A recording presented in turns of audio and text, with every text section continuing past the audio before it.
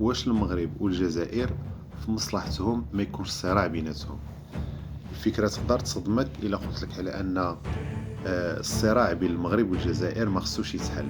حتى لو تحل المشكل ديال الصحراء المغربية والتطوى، خاصهم يقلبوا على شي مشكل واحد آخر باش يستمر الصراع، لأن هذا الصراع هذا فيه المصلحة ديال الطرفين.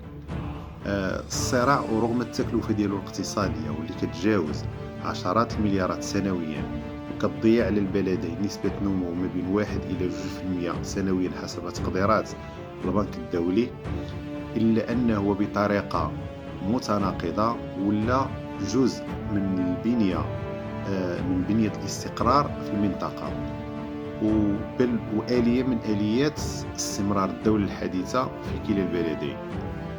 هذه الفكرة ماشي جديدة، هي فكرة حاضرة وبقوة في فكر السياسة الواقعية وفي كتابات الفلاسفة والمفكرين اللي كانوا كيشوفوا باللي الدول والأمم ما يمكن لهاش تطور إلا ما كانش واحد النوع ديال الاحتكاك والمنافسة، وما يمكن لهاش تستمر إلا ما كانش كاين واحد التهديد اللي كيخلي الدولة ديما دايرة اتونسيون والمجتمع ديما متماسك.